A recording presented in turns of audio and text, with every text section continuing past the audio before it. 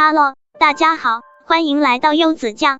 上一期视频我们提到风将军安排风清浅同秀才相亲，那么会发生什么惊喜呢？想看回上一集，可以点击以上的链接哦。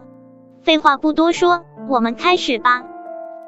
所以爹才安排了你们相亲啦，年轻人嘛，多聊聊天就熟了。爹，作为年轻人，我觉得自由恋爱比较合适。杜公子，我和小女说句话，劳烦你先等一下。我特意安排你和杜公子相亲，你扯什么自由恋爱？我又没说光自己要相亲，是爹你自己一厢情愿，难道还不许我不配合？现在人我已经给你找来了，你不相也得相。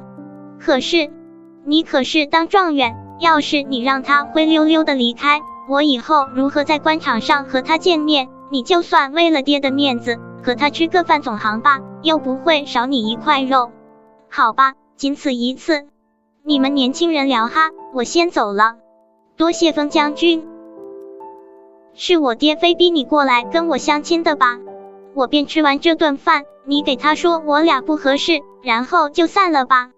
风小姐误会了，是我主动向风将军提出要跟风小姐见一面的。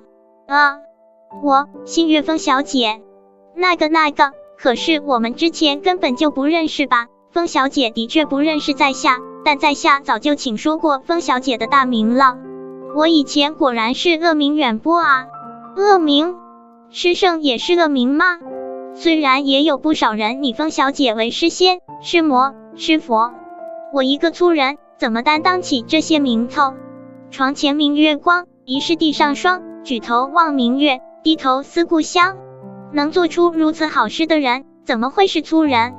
当日皇上为庆祝太子病愈，举行宴会，我作为状元，也在宴会上，风小姐做的那些诗句，恐怕我再活500年都做不出。从那时起，我就仰慕风小姐的才华，可那不是我的才华啊！而且，风小姐为人善良，经常资助老幼，打击恶霸，人人都说风小姐纨绔，我看风小姐才是最正直的人。可以了，再夸我都找不着北了。这不是夸奖，是事实。像风小姐这般说的真实可爱的人，我不喜欢才奇怪吧？看她的表情应该是认真的，我还是直白的告诉她吧。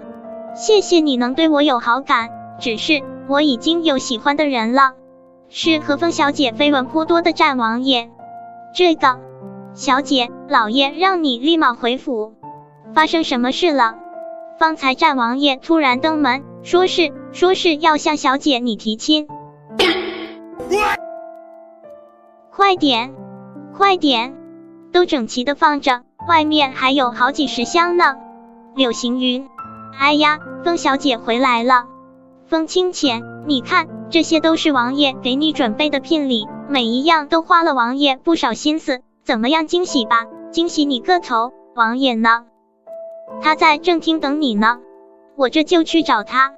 我也慢着，我家王爷只想见风小姐，这位公子还是在这稍等片刻吧。王爷，你回来了，来你个大头鬼啊！你怎么回事？竟然突然跑到我家来提亲？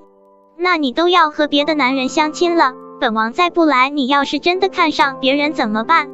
风清浅，本王心悦于你，想要每天看见你，像这样握住你的手。本王本想等你自己发现，所以本王一直忍耐着对你的感情。可现在本王不想再等了，清浅，我对你的心意，你真的一点都感觉不到吗？王爷，这是在跟我表白吗？清浅，本王想同你成亲，你愿意答应本王吗？王爷，爹，王爷想要向小女提亲。不错，本王要迎娶风清浅做本王的王妃。怎么，风将军想要拒绝本王？我想不想拒绝你心里没点数吗？王爷，实不相瞒，我们父女2人才刚刚相认不久，老夫还没来得及好好照顾她，若就这么着急的将她许出去，老夫实在是不忍心啦。你把杜公子介绍给我的时候，好像不是这么说的吧？你给我闭嘴！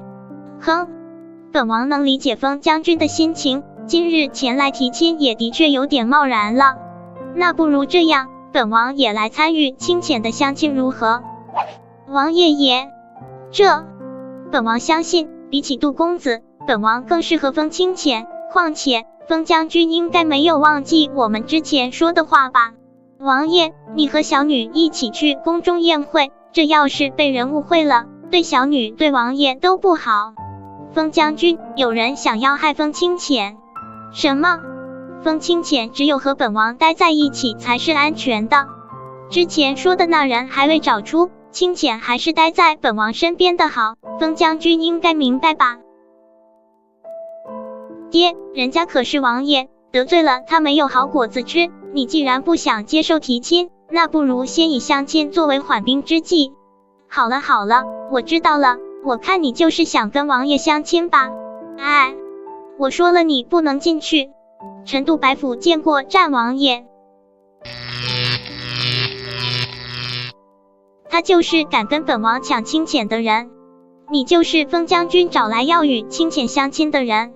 是，整个京城都在传我和清浅之事，你倒是胆大，竟然在这种时候决定和他相亲。看来比起我这个王爷，风将军更喜欢有才气之人啊。也罢，本王不想与二位为难，既然风将军已经答应了你可以追求清浅，不如你我二人便争一争。不过你记住了，风清浅是本王未来的王妃，本王不会将她让给你的。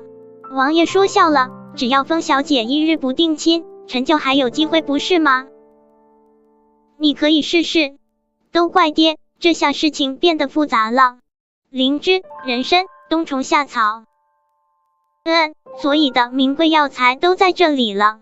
少爷，你花了好几个月的工钱买这些东西，就为了讨风小姐的欢心，真的值得。哎呀，你懂什么？风小姐配得上这些，别磨磨蹭蹭了，快把这些药材搬上车，我可不能让战王爷抢先了。少爷不会真的觉得自己抢得过战王爷吧？真是天真啊！这期视频又结束了哦，秀才同战王的抢亲大会一触即发，到底谁会更得风清浅的心呢？朋友们记得下方留言告诉柚子哦，下一期视频会在明天更新，一起期待吧！点赞、订阅和打开小铃铛，我们下期视频再见了。